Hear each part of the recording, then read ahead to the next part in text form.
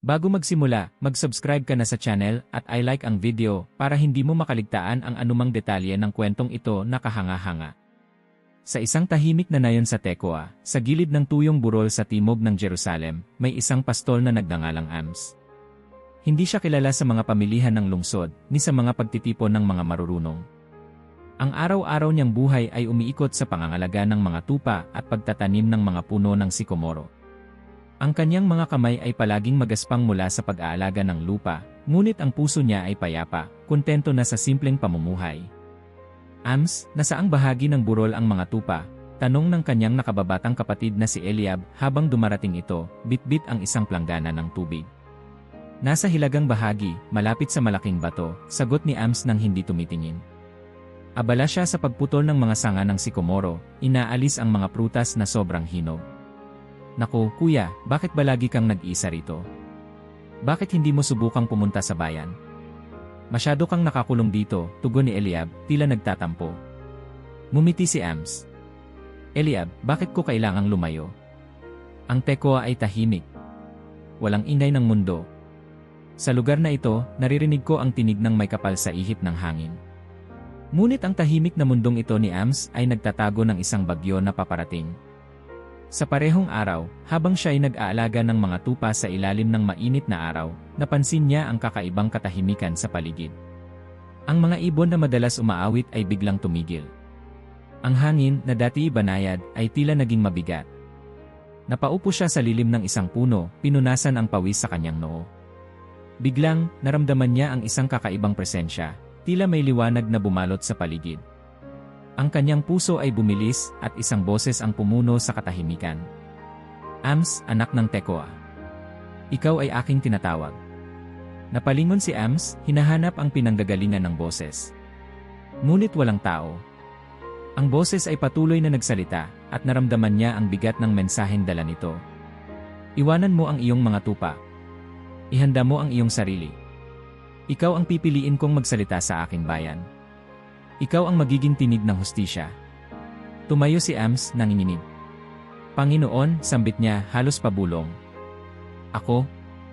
Isa lamang akong pastol. Wala akong alam sa propesya. Hindi ako karapat-dapat. Ngunit ang tinig ay muling dumating, mas malinaw at mas mabigat. Hindi ko tinitignan ang karunungan ng tao o ang taas ng kanyang posisyon. Ang hinahanap ko ay ang pusong handang sumunod. Ams, maghanda ka.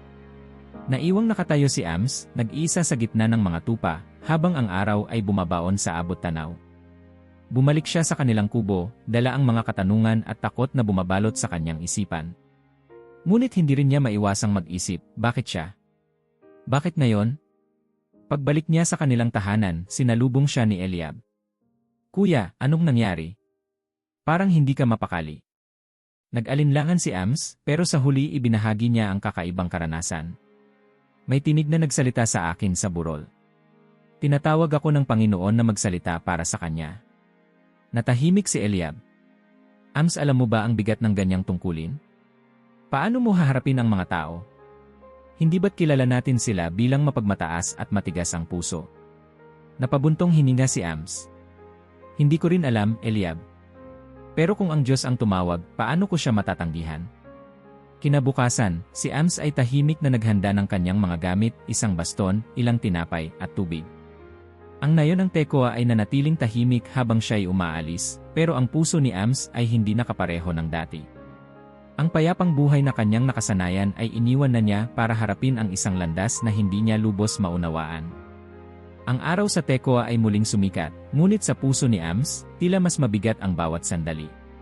Ang tawag ng Panginoon ay malinaw na nakaukit sa kanyang isipan. Sa bawat hakbang na papalayo sa kanyang tahanan, daman niya ang bigat ng misyon na inilagay sa kanyang mga balikat. Hindi niya alam kung paano mag-umpisa, ngunit ang boses ng Diyos na narinig niya ay nanatiling maliwanag sa kanyang alaala. Habang siya ay naglalakad sa makitid na landas patungong Hilaga, ang mga tanawin ng disyertong burol ng Juda ay tila naging bahagi ng kanyang panalangin. Panginoon, bulong niya habang pinagmamasdan ang pulang langit sa dapit hapon, bakit ako? Paano ko dadalhin ang iyong salita sa mga makapangyarihan? Paano nila pakikinggan ang isang simpleng pastol na tulad ko?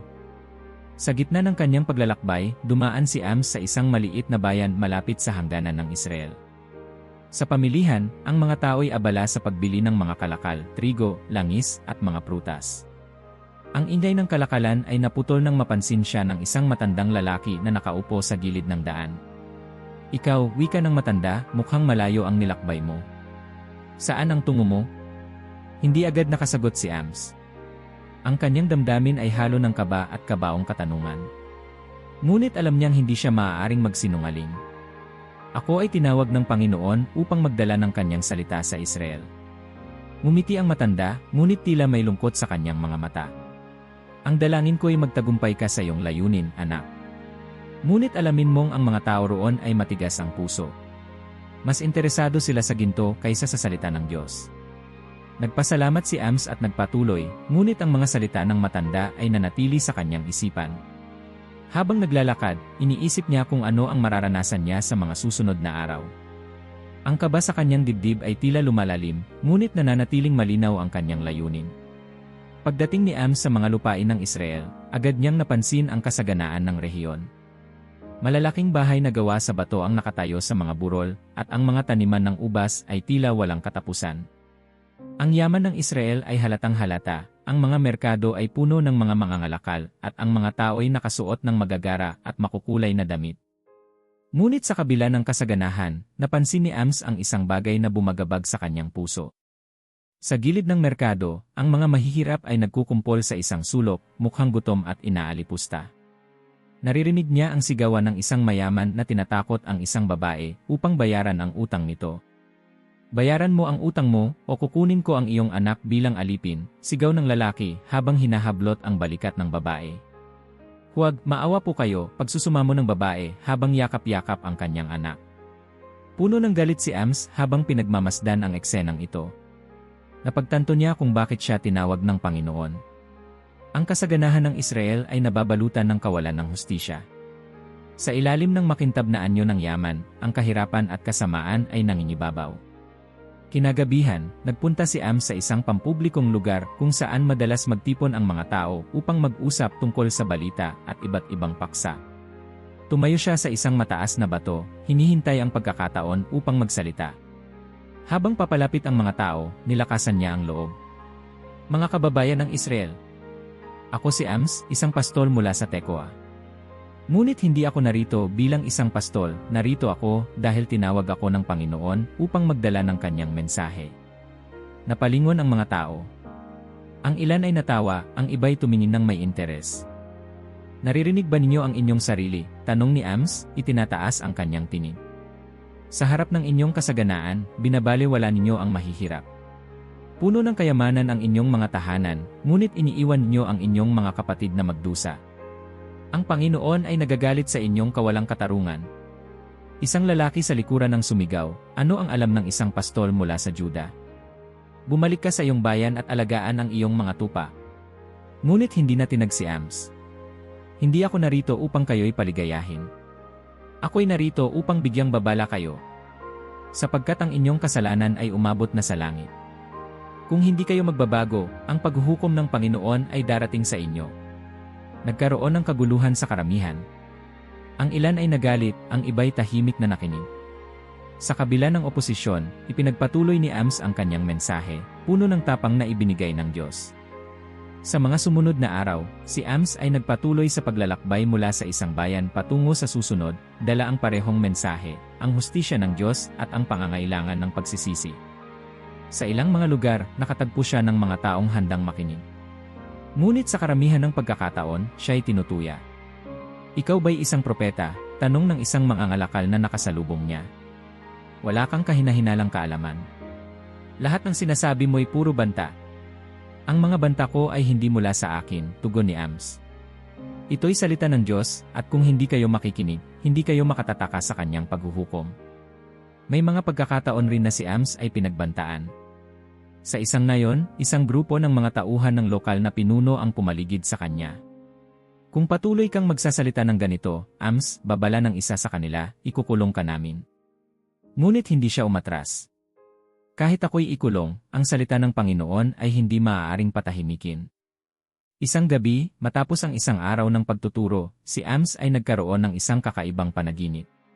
Nakita niya ang isang prumo na hawak ng Panginoon, at narinig niyang sinabi nito, "Sinusukat ko ang aking bayan, at sila'y natagpuang hindi tuwid. Wala nang patatawarin. Ang oras ng paghuhukom ay darating na."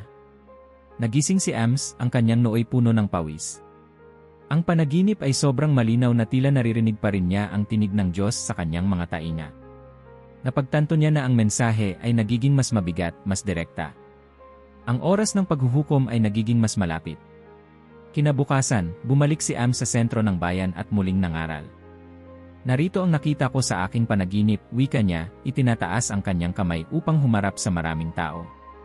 "Ang Panginoon ay naglalakad na kasama ang isang prumo, sinusukat ang bawat isa sa inyo. Ang inyong buhay ay puno ng kasalanan, at ang Diyos ay nagbabala, wala nang patatawarin." Ang lakas at pananalig ni Ams ay tila lumago pagkatapos ng panaginip na iyon. Kahit pa ang kanyang mensahe ay mas lalong nagiging mabigat, nanatili siyang matatag. Sa bawat lugar na pinuntahan niya, inulit niya ang parehong babala, magsisi, talikuran ang kasalanan, at isabuhay ang katarungan o haharapin ang galit ng Diyos. Habang patuloy ang kanyang paglalakbay, si Ams ay nakarinig ng balita mula sa mga mamamayan. Ang ilang lider sa Israel ay nagsisimulang magalit sa kanyang presensya. Ang ilan sa kanila ay nagpaplano ng patahimikin siya. Ngunit sa halip na matakot, naramdaman ni Ams ang mas matinding determinasyon. "Ano man ang mangyari," bulong niya sa sarili, "ipahayag ko ang salita ng Diyos." Ang kanyang katarungan ay hindi maaaring baliwalain. Sa susunod na kabanata, si Ams ay makararating sa mas maimpluwensyang bahagi ng Israel. Ang kanyang mensahe ay magiging mas malinaw, ngunit gayon din ang oposisyon na haharapin niya. Ang sikat ng araw ay sumasayad sa makapal na mga pader ng palasyo sa hilagang Israel, habang si Ams ay naglalakad sa mga abalang lansangan. Napansin niya ang kahangahangang kayamanan ng lugar, ang mga gusali ay matitibay, ang mga merkado ay puno ng ginto, pilak, at mga produktong pangangalakal. Ngunit habang minamasdan niya ang tanawin, isang bigat ang dumating sa kanyang puso. Sa likod ng kislap ng kayamanan, naroon ang kawalang katarungan na umaalingaw sa bawat sulok. Habang lumalapit siya sa sentro ng bayan, natanaw niya ang isang batang lalaki na namamalimos sa gilid ng kalsada, halos hubad at mukhang gutom. Sa kanyang tabi, isang matandang babae ang tila nagdadalawang isip kung ibibigay ang huling piraso ng tinapay na dala niya. Hindi makayanan ni Ams ang tahimik na kirot ng eksenang ito. Lumapit siya at binigyan ang bata ng natirang tinapay mula sa kanyang bagahe. "Salamat, Ginoo," bulong ng matanda, nanginginig ang boses. "Wala nang pumapansin sa amin dito." "Bakit ganoon? Hindi ba kayo tinutulungan ng inyong mga pinuno?" tanong ni Ams, bagamat tila alam na niya ang sagot. "Ang mga mayayaman lamang ang may lugar sa Israel ngayon," sagot ng babae. "Ang mahihirap tulad namin ay tila hindi na umiiral para sa kanila." Nagpatuloy si Ams, ang kanyang puso ay lalo pang nadurog. Ang mga salitang narinig niya mula sa babae ay parang mga palaso na tumama sa kanyang diwa. Tila binalot siya ng mas malinaw na pangunawa kung bakit siya ipinadala ng Panginoon sa lugar na iyon. Ang kasamaan ay nasa ilalim ng bawat kilos at desisyon ng mga makapangyarihan. Sa gitna ng merkado, umakyat si Ams sa isang mataas na bato. Hindi siya naghintay ng paanyaya o ng tamang sandali. Malakas niyang sinabi, "Mga kababayan ng Israel, pakinggan niyo ang salita ng Panginoon." Ang mga mangangalakal ay napatigil, at ang ilan ay lumingon sa kanya ng may pagtataka. Ang iba'y tumigil sa kanilang ginagawa, interesado sa kakaibang estranghero na tila hindi natatakot magsalita ng malakas. "Narito ako upang ihatid ang mensahe ng Diyos sa inyo," sabi ni Ams. "Ang kasaganahan niyo ay kasinungalingan. Ang kayamanan niyo ay mula sa dugo ng mahihirap at sa kawalang katarungan. Ang Panginoon ay nagagalit sa inyo. Ang oras ng inyong kasalanan ay tapos na, at ang paghuhukom ay darating." Isang mayamang mangangalakal ang tumawa ng malakas. "At sino ka naman upang magsabi niyan? Isa ka bang propeta? Hindi namin kailangan ang mga salita mo, pastol." Ngunit hindi na tinag si Ams. Tumitig siya sa lalaki. "Ako ay hindi propeta sa inyong paningin, ngunit ako ay tinawag ng Diyos. Ang kanyang salita ay hindi maaaring patahimikin kahit na anong gawin niyo." Nagpatuloy siya sa pagsasalita, inihahayag ang kasamaan ng mga lider ng Israel na patuloy na pinapayaman ang kanilang sarili, habang ang mahihirap ay patuloy na nagugutom. Sa kanyang boses, naroon ang puot at kalungkutan ng Diyos para sa kanyang bayan. Ang ilan sa mga nakikinig ay naantig, ngunit ang iba ay napuno ng galit. Lumapit ang isa sa mga opisyal ng bayan, sinamahan ng ilang sundalo. Tumigil ka sa iyong mga sinasabi, banta ng opisyal. Kung hindi, huhulihin ka namin sa paratang ng pagsira sa kapayapaan. Hindi umalis si Ams sa kanyang pwesto.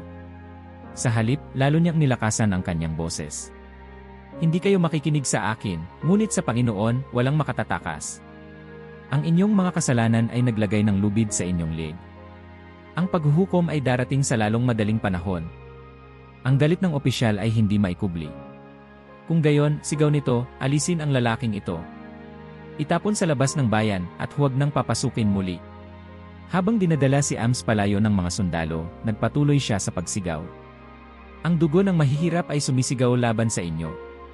At darating ang araw na kayo itatangis, ngunit huli na ang lahat. Sa labas ng bayan, iniwan siya ng mga sundalo sa gilid ng daan. Habang binabantayan ang kanilang pag-alis, nagdasal siya ng malakas, Panginoon, tulungan mo ako. Bigyan mo ako ng lakas upang ipahayag ang iyong salita, kahit na ako'y tinatanggihan. Hindi nagtagal, isang lalaki ang lumapit sa kanya. Mukhang isa itong magsasaka, bitbit ang isang sisidlan ng tubig. Narinig ko ang iyong sinabi, anang lalaki. At naniniwala akong tama ka. Maraming taon na akong nagdurusa dahil sa mga buwis at utang na ipinapataw ng mga leader dito. Ngunit paano namin mababago ang aming kapalaran? Ngumiti si Ams, bagamat ang kanyang mukha ay pagod. Ang pagbabago ay magsisimula sa inyong mga puso. Magsisi kayo at hanapin ang katarungan. Ang Panginoon ay maawain, ngunit kailangan nating ipakita ang ating pagtalikod sa kasamaan. Ang lalaki ay yumuko bilang tanda ng paggalang. Ipagdarasal ko ang iyong tagumpay, kahit na marami ang lalaban sa iyo. Mula sa simpleng pakikipag-usap na ito, nakatagpo si Ams ng panibagong lakas. Alam niyang hindi siya nag-iisa. May mga tao pa rin sa Israel na handang makinig at tumugon. Bagamat mahirap ang kanyang landas, ipinasya niyang magpatuloy. Naglakad siya sa ilalim ng sikat ng araw, papunta sa susunod na bayan, dala ang mensaheng kailangang marinig ng Israel, mensaheng hindi maaaring baliwalain. Si Ams ay tuluyang nakapasok sa puso ng Israel, ngunit ang kanyang unang tagpo ay nagtapos sa pagtanggi at pagbabanta. Sa kabila ng oposisyon, nagpasya siyang ipagpatuloy ang kanyang misyon, alam niyang marami pa siyang haharapin sa landas na naihanda para sa kanya. Ang dapit-hapon ay nagpapabagal sa galaw ng lungsod, ngunit sa puso ni Ams, ang apoy ng mensahe ng Panginoon ay patuloy na naglalagablab. Habang nilalakad niya ang masukal na daan patungo sa isa sa mga mas kilalang lungsod ng Israel, nararamdaman niya ang bigat ng kanyang misyon. Ang kalangitan sa silangan ay dumilim, waring nagbabanta ng ulan, habang ang hangin ay tila nagdadala ng bulong ng Panginoon. Huwag kang matakot, Ams. Huwag kang mapagod. Ang aking salita ay dapat na marinig. Habang pumapasok siya sa bayan, napansin niya agad ang malalaking gusali at malalawak na pamilihan. Ang mga tao ay nag-umpukan sa gitna ng merkado, namimili ng alak at mga mamahaling tela. Sa kabila ng kasaganahan, napansin ni Ams ang isang tanawin na tila inuulit sa bawat lugar na napuntahan niya, ang mahihirap na nakaupo sa sulok, tahimik na nagugutom, at ang mga mayayaman na parang hindi na nakikita ang kanilang pagdurusa. Hindi nagtagal, napansin niya ang isang grupo ng mga mangangalakal na nagtatawanan habang nagpapalitan ng pera. Nabenta ko ang trigo kahapon, sabi ng isa, at kinulang ng isang sukat, pero binayaran pa rin nila ako ng buo. Wala silang magawa kundi bumili sa akin. Sumagot ang isa pang mangangalakal. Ang mahalaga'y kumita tayo. Ang mahihirap ay wala namang halaga. Kung wala silang pambili, problema na nila yon. Bumigat ang pakiramdam ni Ams. Dama niya ang pagkagalit ng Panginoon sa kawalan ng puso ng mga taong ito. Huminga siya ng malalim at tumayo sa gitna ng merkado. Mga kababayan ng Israel, makinig kayo sa salita ng Panginoon. Ang ingay ng merkado ay bahagyang humina habang ang mga tao ay napatingin sa kanya. Ang iba ay natawa, ngunit ang iba ay natigilan sa lakas ng kanyang tinig. Ang inyong kayamanan, sigaw ni Ams, ay nagmumula sa dugo ng inyong mga kapatid. Ang mga trigo at alak na inyong ipinagbibili ay puno ng kasalanan, sapagkat ninanakawan nyo ang mga mahihirap at inaapi ang walang laban. Paano ninyo matutulog ng payapa habang ang mga bata ay nagugutom? Paano ninyo maihaharap ang inyong sarili sa Panginoon? Ang isang mangangalakal na kanina'y tumatawa ay biglang lumapit sa kanya. At sino ka naman? Isa kang dayuhan. Ano ang karapatan mong magsalita laban sa amin? Hindi ako narito sa sarili kong kapangyarihan, tugon ni Ams. Ako'y narito sapagkat ako'y tinawag ng Panginoon upang magdala ng kanyang babala. Kung hindi kayo magsisisi at titigil sa inyong kawalang katarungan, ang araw ng inyong kapahamakan ay darating ng hindi niyo inaasahan. Babala, sagot ng mangangalakal, tumatawa ng malakas. Hindi namin kailangan ng babala. Ang Israel ay malakas at masagana. Ang Diyos ay kasama namin. Ngunit hindi na tinag si Ams. Akala ninyo'y ang kasaganahan ay tanda ng pagpapala, ngunit ito'y panandalian lamang. Ang Panginoon ay nakikita ang lahat ng inyong kasalanan, at ang kanyang pasensya ay malapit ng maubos. Ang inyong mga templo ay puno ng papuri, ngunit ang inyong puso ay puno ng kasamaan. Hindi ba ninyo alam na ang Panginoon ay hindi natutuwa sa inyong mga alay, kung ang inyong buhay ay puno ng kawalang katarungan? Sa kabila ng pagtutol ng karamihan, may ilang nakikinig ng tahimik, tila nakokonsensya sa mga salitang binibitawan ni Ams. Isa sa mga ito ay si Leve, isang magsasaka na matagal nang nagdurusa sa kamay ng mga mayayamang mangangalakal. Lumapit siya kay Ams matapos ang pagtitipon. Ams, wika ni Leve, ang iyong mga salita ay totoo. Matagal na kaming pinahihirapan ng mga mayayaman dito. Ano ang magagawa namin? Paano kami makakahanap ng hustisya? Tumingin si Ams sa kanya, ang mga matay puno ng awa. Leve, hindi ako narito upang magdala ng solusyon na mula sa akin. Narito ako upang dalhin ang salita ng Diyos. Ang kanyang hustisya ay hindi maiiwasan, ngunit tinatawagan niya ang bawat isa sa atin na magsisi. Ang inyong panalangin ay maririnig kung tunay ang inyong pagbalik loob sa Panginoon. Napayuko si Leve, tila natatanto ang bigat ng kasalanan hindi lamang ng kanyang bayan, kundi pati na rin ng kanyang sariling mga pagkukulang. Ipagdarasal ko na marinig ng marami pa ang iyong salita, Ams. Ang iyong lakas ay kahanga-hanga. Ngunit alam ni Ams na hindi lakas ang nagtutulak sa kanya, kundi ang utos ng Diyos. Habang tumatagal ang kanyang pananatili sa bayan, lalong lumalakas ang pagtutol laban kay Ams. May mga leader ng komunidad na lihim na nag-uusap upang siya ipaalisin. Ang ilan ay nag-utos sa kanilang mga tauhan na bantayan si Ams, habang ang iba ay nagplano na harangin ang bawat pagtitipon na kanyang gagawin. Isang gabi, habang nagpapahinga si Ams sa isang kubo na ibinigay sa kanya ni Leve, dumating ang ilang kalalakihan na may dalang babala. Ams, wika ng isa sa kanila, maraming hindi natutuwa sa iyong sinasabi. Kung ipagpapatuloy mo ito, maaari kang mapahamak. Iniutos na ng ilang leader na ikaw ay patigilin. Ngumiti si Ams, ngunit ang kanyang mga mata ay puno ng determinasyon. Ang salita ng Diyos ay hindi maaaring patahimikin. Kung ang aking buhay ang kailangan kong ialay upang maipahayag ang kanyang hustisya, handa akong gawin yon. Kinabukasan, tumayo muli si Ams sa gitna ng bayan. Sa pagkakataong ito, mas marami ang nagtipon, ang ilan ay interesado, ang iba ay galit. Sa kabila ng banta, inihatid niya ang isang mas diretsong mensahe. Mga pinuno ng Israel, kayo ang unang husgahan ng Panginoon. Kayo na dapat maging tagapagtanggol ng mahihirap, kayo ang pangunahing umaapi sa kanila. Ang inyong mga bahay na puno ng ginto ay itataboy, at ang inyong mga pamilya ay magiging alipin. Ang araw ng paghuhukom ay malapit na. Isang kilalang leader ng bayan, si Hadad, ang tumayo mula sa karamihan. Ams, ikaw ay isang mang-aabala. Bakit hindi ka bumalik sa Juda? Wala kang karapatan na mangaral dito sa Israel. Ngunit matatag ang sagot ni Ams. Ako'y narito hindi dahil sa sarili kong kagustuhan.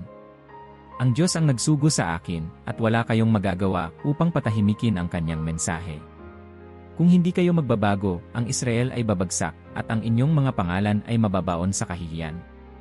Ang galit sa mukha ni Hadad ay halatang halata.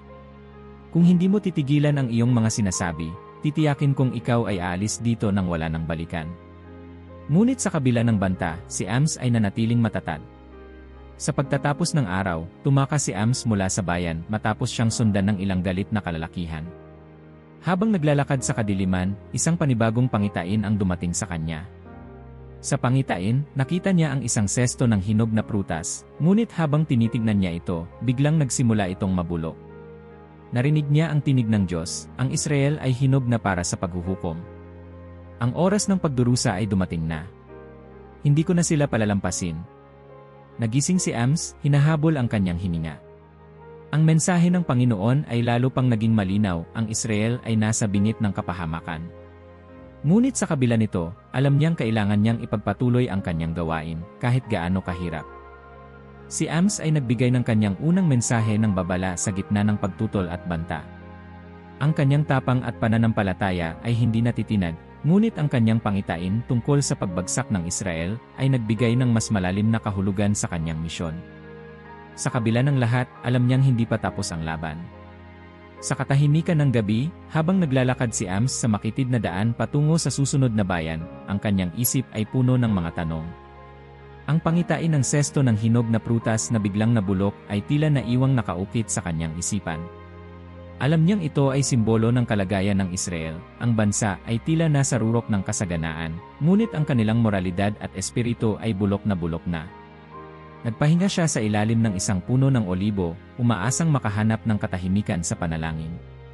Ngunit sa gitna ng kanyang pagninilay, dumating muli ang isang panibagong pangitain. Sa pagkakataong ito, nakita niya ang isang prumo na hawak ng Panginoon. Ang boses na narinig niya ay malinaw at mabigat. Ams, ano ang nakikita mo? Tanong ng Panginoon. Isang prumo, Panginoon, tugon niya. Sinusukat ko ang aking bayan, sagot ng tinig. At sila'y natagpo ang hindi tuwid. Ang kanilang mga pader na simbolo ng kanilang kasaganaan ay magigiba at wala nang makaliligtas. Wala na akong palalampasin. Nang magising si Ams mula sa pangitain, ang kanyang puso ay nagumapaw sa bigat ng responsibilidad. Alam niyang ang oras ng pasensya ng Diyos para sa Israel ay halos maubos na. Sa kabila ng kanyang takot at pagod, alam niyang kailangan niyang ipahayag ang nakita niya. Sa pagsapit niya sa isang bagong bayan, natagpuan niya ang isang grupo ng mga tao na nagtitipon sa tabi ng templo. Sa labas, ang mga leader ay nakatayo, naglalakad-lakad sa paligid ng altar habang ang mga tao ay nagdadala ng kanilang mga alay. Ang tanawin ay mistulang isang banal na seremonya, ngunit sa mata ni Ams, ito ay puno ng pagpapanggap. Mga tao ng Israel, sigaw niya, nilalampasan ang karamihan upang maabot ang gitna ng pagtitipon. Pakinggan niyo ang salita ng Panginoon.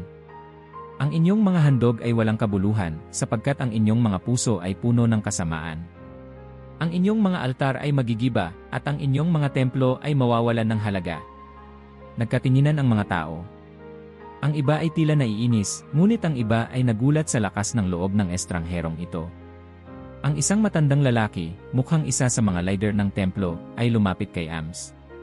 Sino ka upang husgahan ang aming pagsamba? Tanong ng lalaki. Hindi mo ba nakikita na kami nag-aalay para sa Panginoon? Ang aming mga alay ay tanda ng aming pananampalataya. Ngunit tumugon si Ams ng walang pag-aalinlangan. Ang Panginoon ay nagsabi, kinasusuklaman ko ang inyong mga pista, at hindi ko tinatanggap ang inyong mga handog. Ang mga alay ninyo ay walang silbi kung wala ang hustisya sa inyong mga buhay.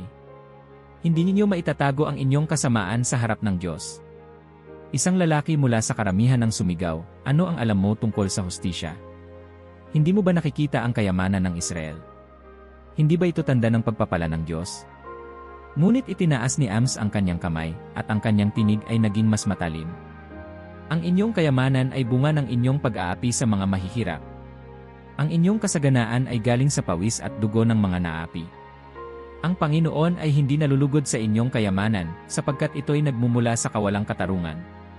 Habang lumalabas ang mga tao mula sa templo, nagpatuloy si Ams sa pangangaral.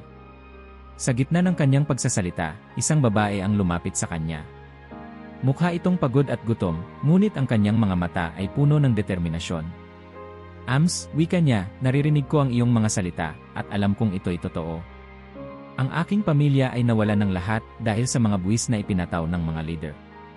Paano kami magbabalik loob sa Panginoon? May pag-asa pa ba kami? Tumingin si Ams sa babae, at ang kanyang puso ay napuno ng awa. Ang Panginoon ay mahabagin sa mga nagsisisi. Kung ang inyong puso ay magbabalik sa Kanya, at kung inyong hahanapin ang hustisya at katuwiran, may pag-asa pa. Habang nag-uusap sila, isang grupo ng mga lalaki mula sa templo ang lumapit sa kanila. Isa sa kanila ay may hawak na baston, at ang kanyang mukha ay puno ng galit. Ikaw, estranghero, sigaw ng lalaki. Huwag mong linlangin ang aming bayan. Hindi mo nauunawaan ang kalagayan ng Israel.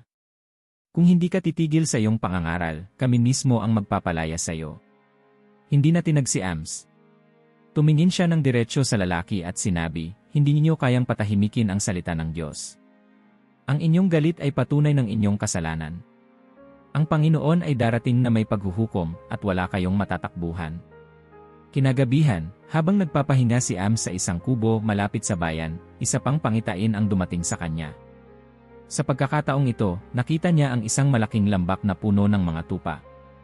Ngunit habang pinagmamasdan niya ito, ang mga tupa ay biglang nagkalat, hinabol ng mga gutom na lobo. Ang boses ng Diyos ay muling nagpatuloy, ganito ang mangyayari sa aking bayan. Sila'y nagkalat sapagkat ang kanilang mga leader ay walang malasakit. Ang araw ng kapahamakan ay darating sa kanila. Nang magising si Ams, alam niyang ang mensaheng ito ay kailangang ipahayag.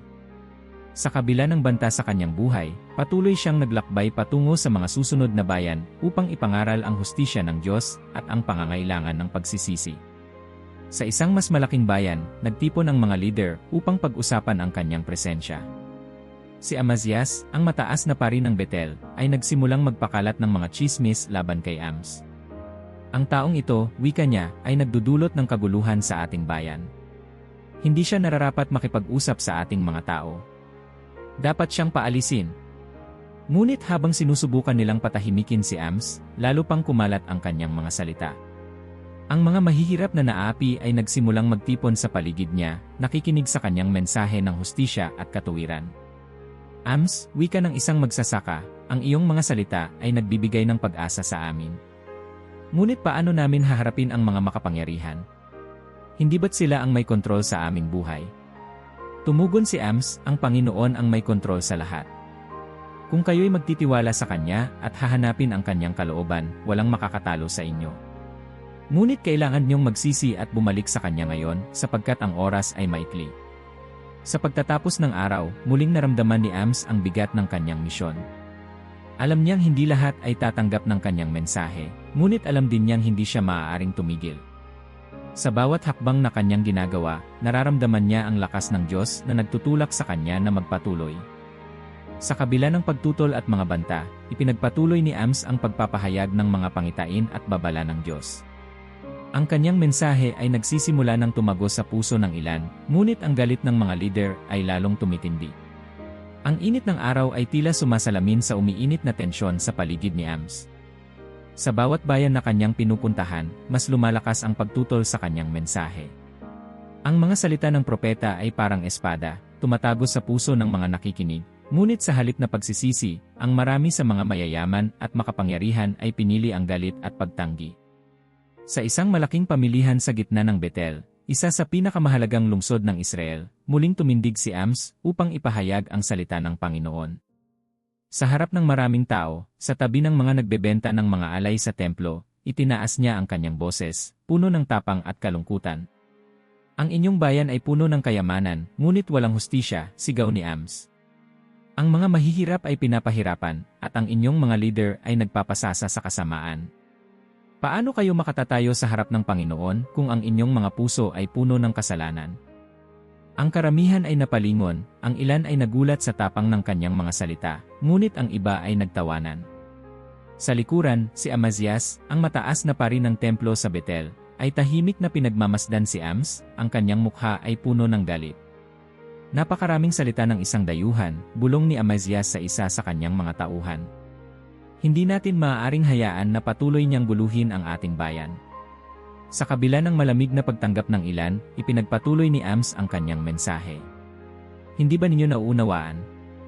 Ang Panginoon ay nagagalit sa inyong kasamaan. Ang inyong mga handog at pista ay walang kabuluhan sa kanyang harapan. Kinasusuklaman niya ang inyong mga alay sapagkat ang inyong mga buhay ay puno ng kasamaan. Sa gitna ng kanyang pangangaral, isang mayamang mangangalakal na kilalang malapit kay Amazias ang lumapit kay Ams. Ang kanyang boses ay puno ng galit. Sino ka para magsalita ng ganyan sa amin? Ano ang alam mo sa kalagayan ng Israel? Kami ang pinagpapala ng Diyos, kaya kami ay masagana. Umalis ka sa aming bayan, pastol. Ngunit hindi na tinag si Ams. Ang inyong kasaganaan ay panandalian lamang. Ang inyong kayamanan ay galing sa kasalanan at pang-aapi. hindi kayo pinagpapala kundi sinusukat ng Panginoon. Kapag natapos na ang kanyang pasensya, ang inyong bayan ay babagsak at ang inyong kayamanan ay mawawala.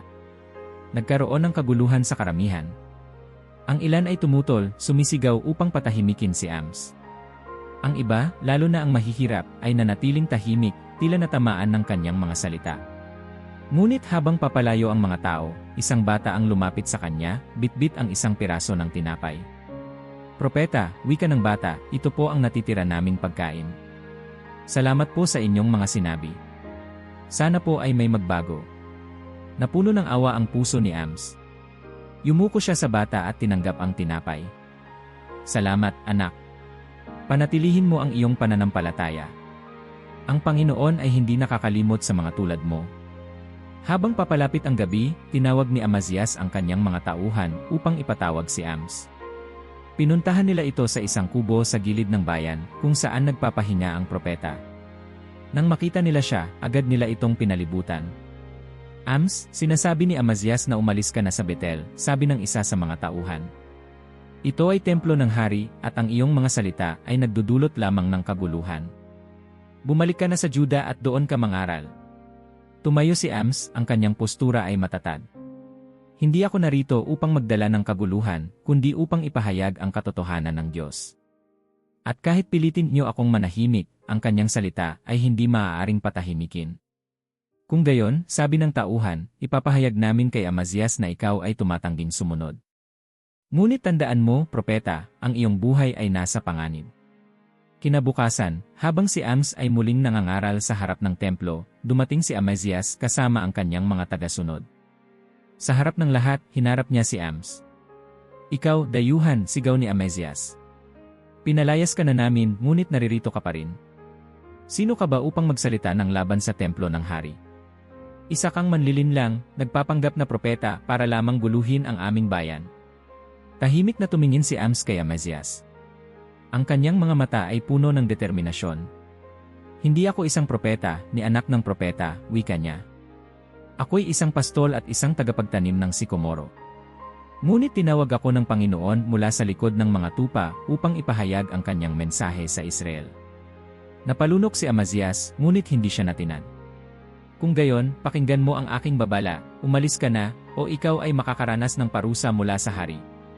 Ngunit tumugon si Ams ng may tapang. "Makinig ka, Amazias. Sapagkat ikaw ay tumangging makinig sa Panginoon, ang iyong asawa ay magiging alipin, ang iyong mga anak ay mamamatay sa espada, at ang iyong lupain ay ibibigay sa iba. Ikaw mismo ay mamamatay sa isang lupaing banyaga, at ang Israel ay tiyak na mabibihag." Tahimik ang karamihan. Ang mga salita ni Ams ay parang kidlat na tumama sa lahat ng nakarinig.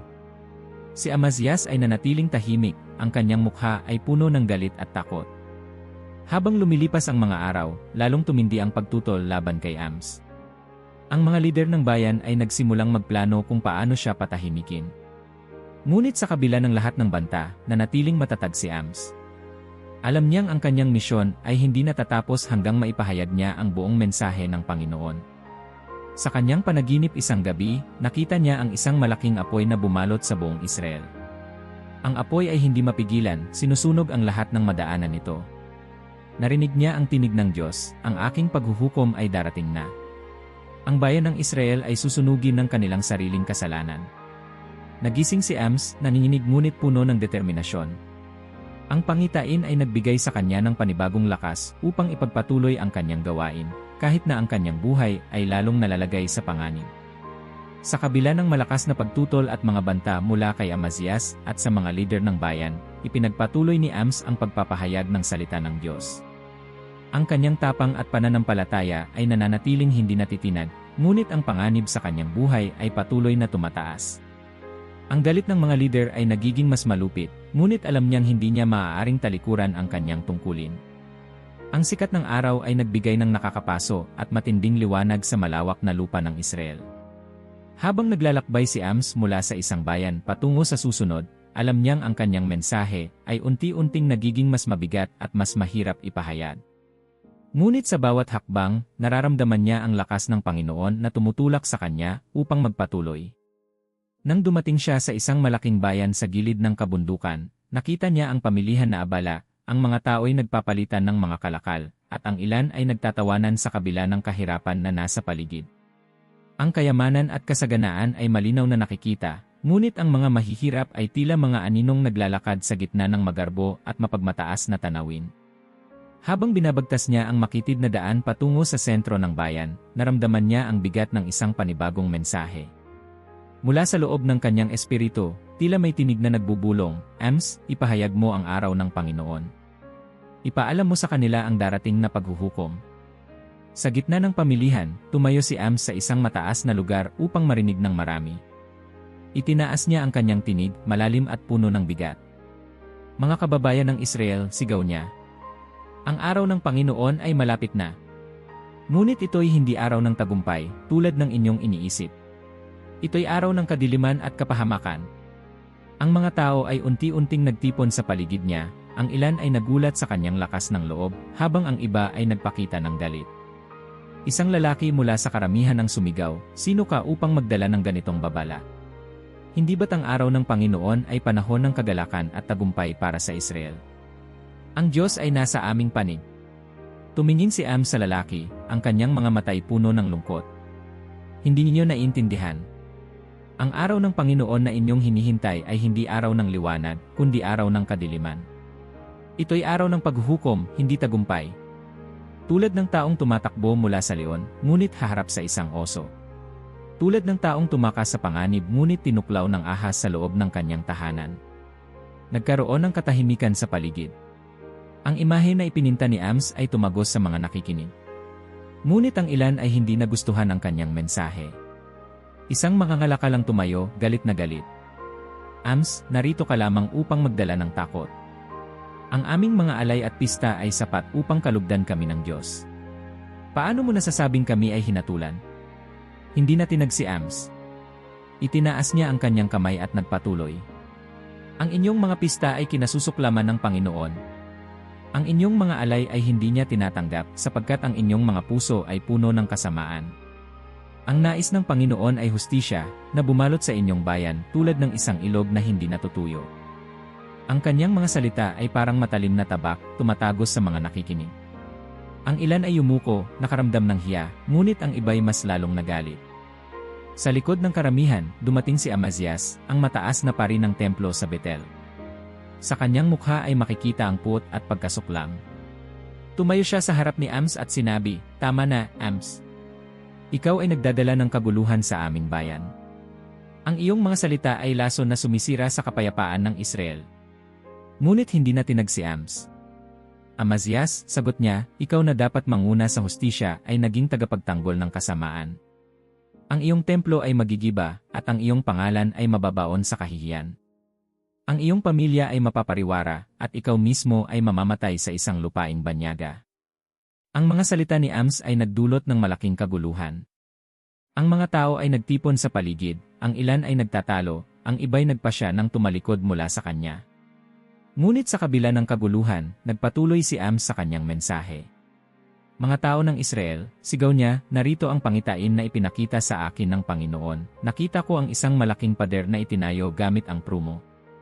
Ngunit ang pader na ito ay hindi tuwid at ito'y babagsak. Ganito ang inyong bayan, malapit ng magiba, sapagkat ang inyong mga kasalanan ay umaapaw." Nagkaroon ng katahimikan. Ang bigat ng kanyang mga salita ay nagbigay ng kakaibang takot sa mga tao. Ngunit si Amazias, na puno ng galit, ay nag-utos sa kanyang mga tauhan. "Itaboy ninyo ang lalaking ito. Hindi siya nararapat manatili dito." Agad na pinalibutan si Ams ng mga sundalo, ngunit bago siya dalhin, sinabi niya, "Ang araw ng Panginoon ay darating. Ang inyong bayan ay babagsak, ang inyong mga tahanan ay mawawasak, at ang inyong mga pangalan ay mabubura. Ngunit kahit ngayon, kung kayo'y magsisisi, ang Panginoon ay mahabagin." Habang siya'y dinadala ng mga sundalo palabas ng bayan, naramdaman niya ang bigat ng kanyang misyon. Sa kabila ng lahat, alam niyang kailangang ipagpatuloy ang kanyang gawain. Sa gabi, habang nagpapahinga siya sa isang masukal na lugar, muling nagpakita ang Panginoon sa kanya sa panaginip. Nakita niya ang isang malaking apoy na lumamon sa buong Israel. Ang apoy ay hindi mapigilan, sinusunog ang lahat ng madaanan nito. Mula sa apoy, narinig niya ang tinig ng Diyos, "Ang aking paghuhukom ay darating na. Ang inyong mga kasalanan ay nagdala ng kapahamakan sa inyong bayan. Nagising si Ams nanginginig. Ang pangitain ay nagbigay sa kanya ng panibagong determinasyon. Alam niyang hindi siya maaaring tumigil kahit na ang kanyang buhay ay nasa panganib. Kinabukasan, nagpatuloy si Ams sa kanyang paglalakbay. Ang kanyang mga salita ay naging mas matalim, ang kanyang mensahe ay mas mabigat. Sa bawat bayan na kanyang pinuntahan, nagbigay siya ng babala tungkol sa araw ng Panginoon. Ang ilan ay nakinig at nagsisi, ngunit ang karamihan ay tumanggi at nagalit. Habang patuloy ang kanyang misyon, naramdaman niyang papalapit na ang sandali ng katuparan ng kanyang mga propesya. Ngunit sa kabila ng lahat, nanatili siyang matatag, alam niyang ang salita ng Panginoon ay kailangang maipahayag. Sa kabila ng patuloy na pagtutol at pag-uusig, si Ams ay matapang na nagpahayag ng darating na araw ng Panginoon. Ang kanyang mga salita ay naging mas matalim na may kasamang mga pangitain ng paghuhukom. Habang ang mga leader tulad ni Amazias ay nagiging mas agresibo sa pagtutol, alam ni Ams na ang kanyang misyon ay hindi pa tapos. Ang simoy ng hangin ay mabigat at mainit, tila isang pahiwatig ng paparating na unos.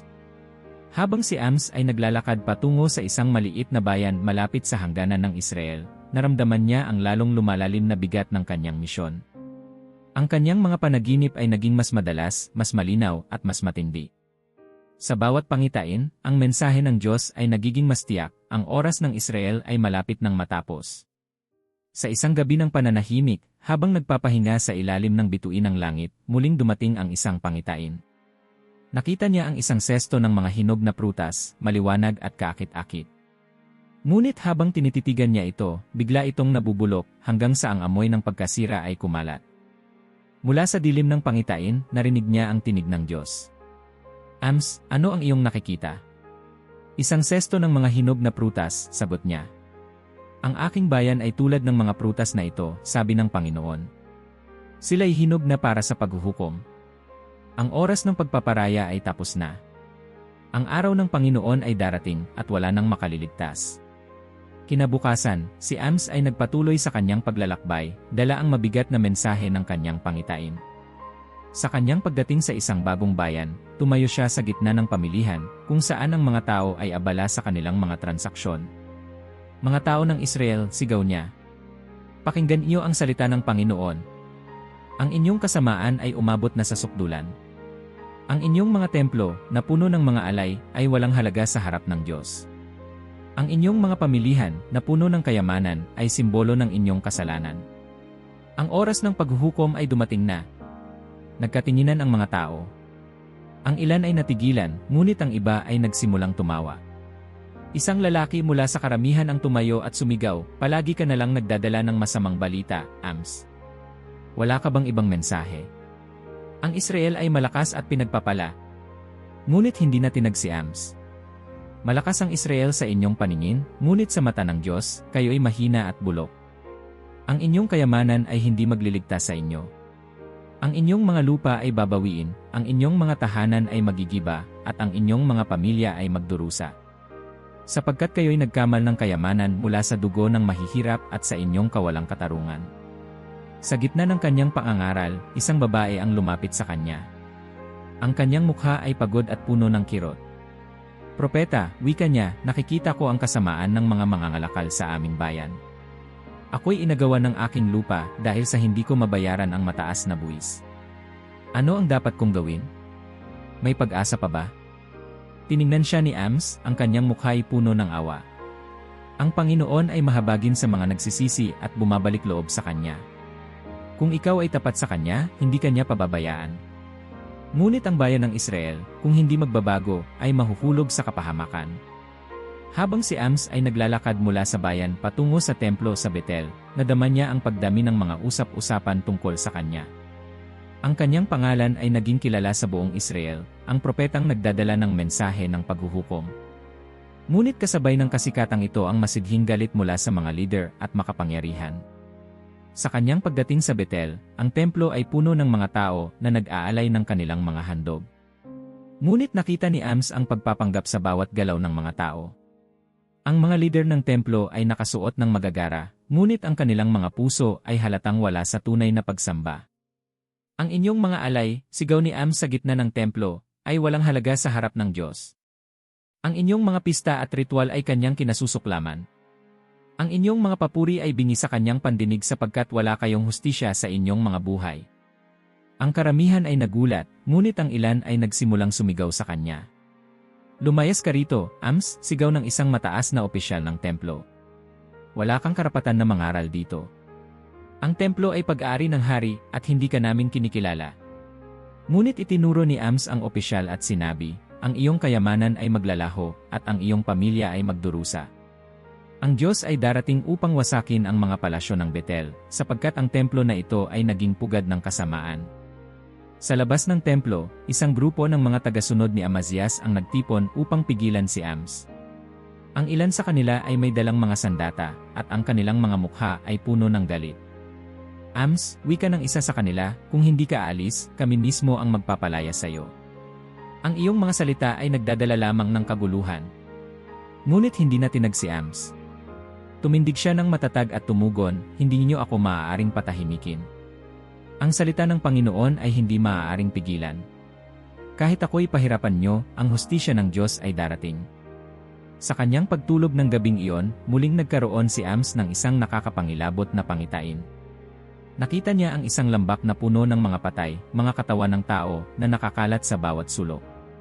Narinig niya ang tinig ng Diyos, ito ang mangyayari sa aking bayan. Ang kanilang kayamanan at lakas ay hindi magliligtas sa kanila. Ang kanilang kasalanan ay nagdala ng kamatayan. Nagising si Ams na nanginginig, ngunit alam niyang ang pangitain na iyon ay dapat ipahayag. Kinabukasan, bumalik siya sa pamilihan ng Betel at muling nangaral. Ang kanyang boses ay mas matapang, ang kanyang mensahe ay mas mabigat. Ang sesto ng hinog na prutas ay nabubulok na, sigaw niya. Ganyan ang inyong bayan. Ang oras ng inyong pagdurusa ay dumating na. Ang inyong mga tahanan ay magiging guho, ang inyong mga lupain ay mapupunta sa iba, at ang inyong mga pangalan ay mababaon sa alikabok ng kasaysayan. Habang papalapit ang gabi, si Ams ay tumahimik at muling nanalangin. Alam niyang ang kanyang misyon ay puno ng panganib, ngunit alam din niyang hindi siya maaaring umatras. Sa kanyang pagtingin sa malawak na lupa ng Israel, naramdaman niya ang masidhing lungkot para sa bayan. Sa kabila ng lahat ng kanilang kasalanan, mahal pa rin sila ng Panginoon. Si Ams ay nagpatuloy sa pagdadala ng mabigat na mensahe ng paghuhukom, sa kabila ng patuloy na pagtutol at banta mula sa mga leader ng Israel. Ang kanyang mga pangitain ay nagbigay ng mas malinaw na larawan ng paparating na kapahamakan, ngunit nanatili siyang matatag sa kanyang misyon.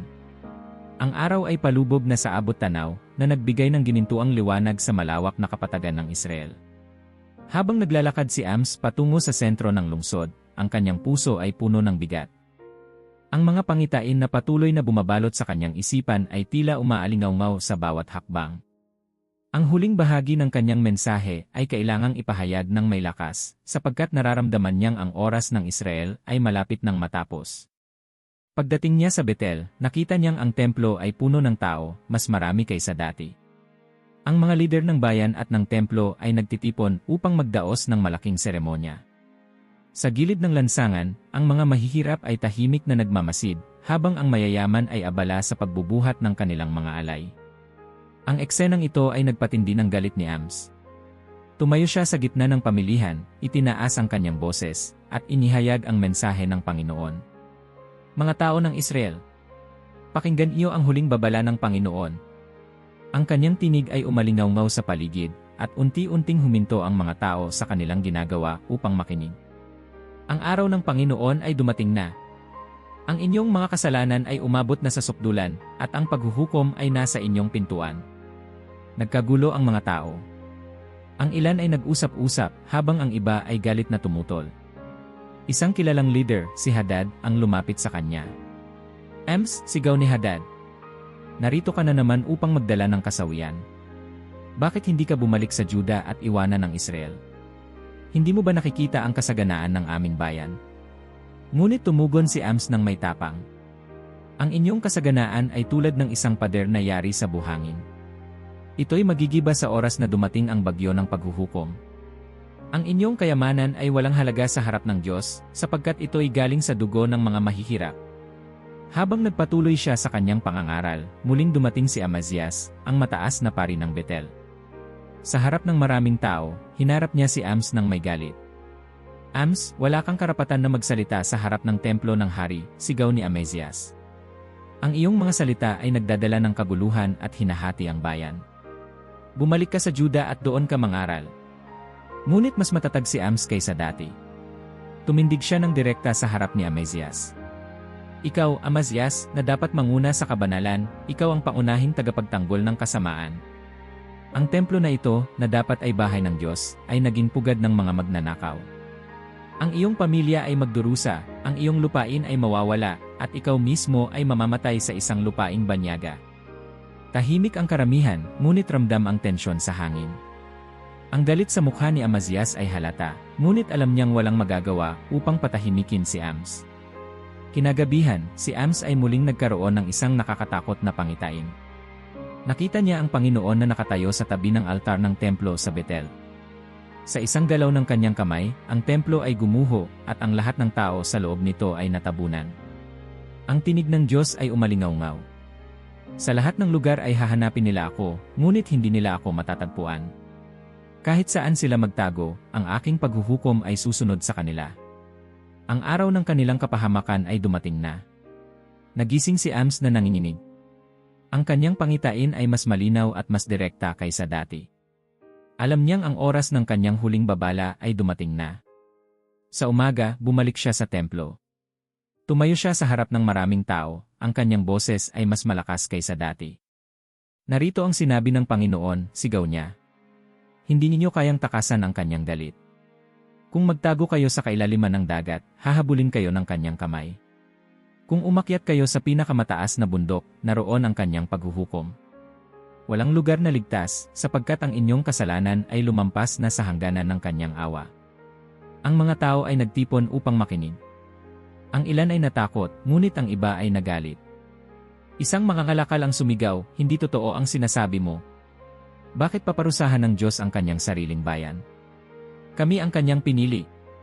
Ngunit tumugon si Ams, ang pagiging bayan ng Diyos ay hindi nangangahulugang kayo'y ligtas mula sa kanyang hustisya. Sapagkat kayo na higit na pinagpala, kayo rin ang higit na pananagutin. Sa gitna ng kaguluhan, isang grupo ng mga sundalo ang dumating upang dakpin si Ams. Ngunit bago nila siya madala, muling itinaas ni Ams ang kanyang boses. Ang inyong bayan ay babagsak, sigaw niya. Ang inyong mga tahanan ay magiging guho, at ang inyong mga pamilya ay magiging alipin. Ngunit kahit ngayon, kung kayo'y magsisisi, ang Panginoon ay mahabagin. Ang oras ay kaunti na lamang. Huwag ninyong sayangin ang pagkakataon. Sa huling pagkakataon, lumakad si Ams palabas ng lungsod, ang kanyang boses ay naririnig pa rin sa hangin. Habang siya'y naglalakad, naramdaman niya ang bigat ng misyon na ibinigay sa kanya.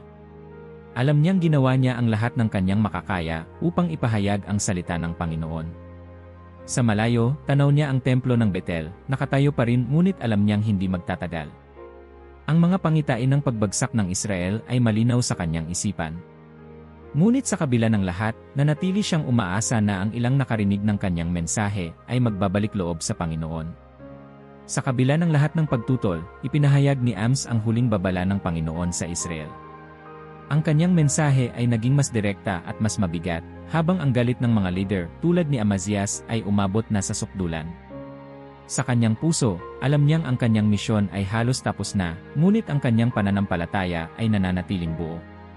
Sa gitna ng madilim na ulap ng mga babala at pangitain ng paghuhukom, naramdaman ni Ams ang isang kakaibang kapayapaan. Habang siya'y naglalakad mula sa Betel, ang mga salita ng Panginoon ay patuloy na umuugong sa kanyang isipan, ngunit sa pagkakataong ito, may kasamang liwanag ng pag-asa. Sa kabila ng pagbagsak na kanyang ipinahayag, naramdaman niya ang habag ng Diyos para sa kanyang bayan, isang panibagong pagkakataon na ibinigay para sa mga tapat at nagsisisi. Habang nagpapahinga si Ams sa ilalim ng isang puno, dumating ang isang pangitain. Nakita niya ang guho ng Israel, ang mga sirasirang pader at wasak na mga tahanan.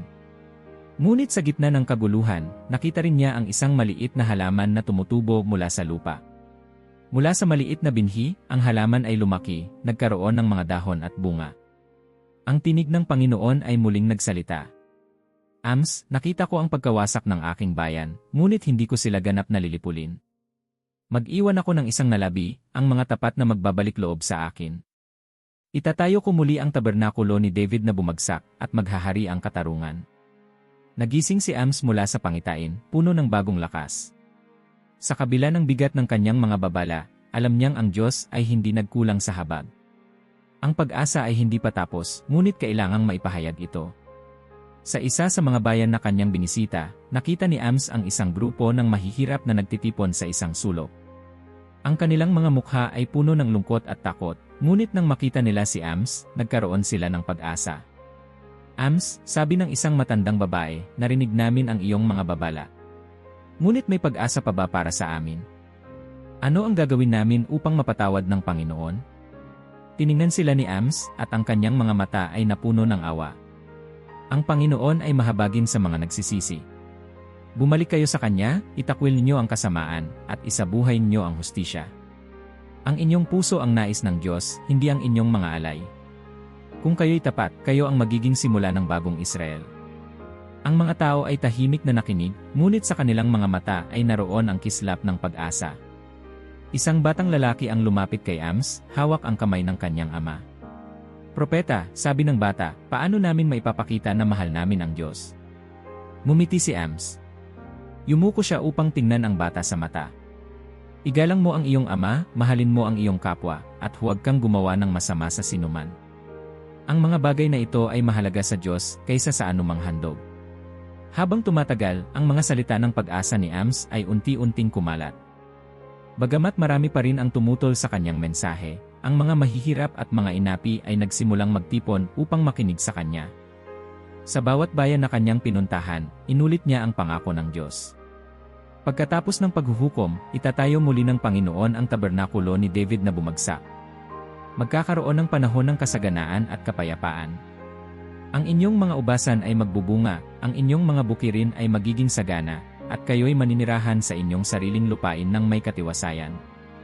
Ang mga tao ay nagsimulang magtanong, paano mangyayari ito, Ams? Ang Israel ay punong-puno ng kasamaan. Ang aming bayan ay halos gumuho na. Ngunit sumagot si Ams, ang Panginoon ay tapat sa kanyang pangako. Ngunit kailangan kayong magtiwala at bumalik loob sa Kanya. Ang hustisya at katuwiran ang magiging pundasyon ng bagong Israel. Ang mga nagsisisi ang magiging binhi ng pagbabago. Sa kanyang paglalakbay, narinig ni Ams ang balita tungkol sa patuloy na pagtaas ng tensyon sa Israel. Ang hari at ang kanyang mga leader ay naghahanda laban sa mga paparating na mananakop. Ngunit sa kabila ng kanilang paghahanda, alam ni Ams na hindi sila magtatagumpay. Ang kanilang kasalanan ay masyadong malalim at ang paghuhukom ay hindi maiiwasan. Isang gabi, habang nananalangin si Ams, muling dumating ang tinig ng Panginoon. Ams, ang aking galit ay darating na. Ngunit sa kabila nito, itatayo kong muli ang aking bayan. Ang nalabi, ang mga tapat, ay magiging pundasyon ng isang bagong Israel. Sa kanila ako maghahari. Nagising si Ams na puno ng pag-asa. Ang kanyang puso ay napuno ng bagong pananampalataya na sa kabila ng kasamaan, ang Diyos ay hindi kailanman nakakalimot sa kanyang mga pangako. Sa kanyang huling pangangaral sa gitna ng isang bayan, itinaas ni Ams ang kanyang boses, puno ng tapang at kasiguruhan. Mga tao ng Israel, narito ang sinabi ng Panginoon, ang inyong bayan ay babagsak, ngunit ang aking habag ay hindi magwawakas. Itatayo kong muli ang inyong lupain, at kayo'y mamumuhay sa kapayapaan. Ang hustisya at katuwiran ang magiging pundasyon ng bagong kaharian. Ang mga tao ay tahimik na nakinig, ang ilan ay lumuluha. Sa kabila ng bigat ng kanyang mga babala, naramdaman nila ang habag sa mga salita ni Ams. Habang si Ams ay naglalakad palayo mula sa bayan, naramdaman niya ang bigat ng kanyang misyon, ngunit alam niyang natapos na niya ang kanyang gawain. Ang kanyang mga salita ay umabot sa lahat ng sulok ng Israel, at bagamat marami ang tumanggi, alam niyang ang ilan ay nakinig. Sa kanyang puso, nananatili ang pag-asa na ang Israel ay babalik loob sa Panginoon at ang kanyang pangako ng panunumbalik ay matutupad. Sa kanyang huling mensahe, ipinahayag ni Ams ang pag-asa ng panunumbalik matapos ang paghuhukom. Bagamat ang Israel ay haharap sa pagkawasak, ang mga tapat ay magiging pundasyon ng bagong bayan ng Diyos. Sa kabila ng lahat ng kanyang paglalakbay at mga hamon, si Ams ay nanatiling matatag, puno ng pananampalataya sa awa at katapatan ng Panginoon. Ang misyon ni Ams ay natapos, ngunit ang kanyang mga salita ay patuloy na umaalingaw-ngaw, nagbibigay ng babala at pag-asa sa mga susunod na henerasyon. Ang kanyang buhay ay isang paalala na ang hustisya, katuwiran, at awa ay nananatiling sentro ng panawagan ng Diyos para sa kanyang bayan. Kung narating mo ang dulo ng video na ito, iwan mo sa mga komento ang salitang pagbabago. Sa ganitong paraan, malalaman namin na sinundan mo ang makapangyarihang kwento ni Ams hanggang sa huli. Mahalaga ang iyong pakikiisa. Sama-sama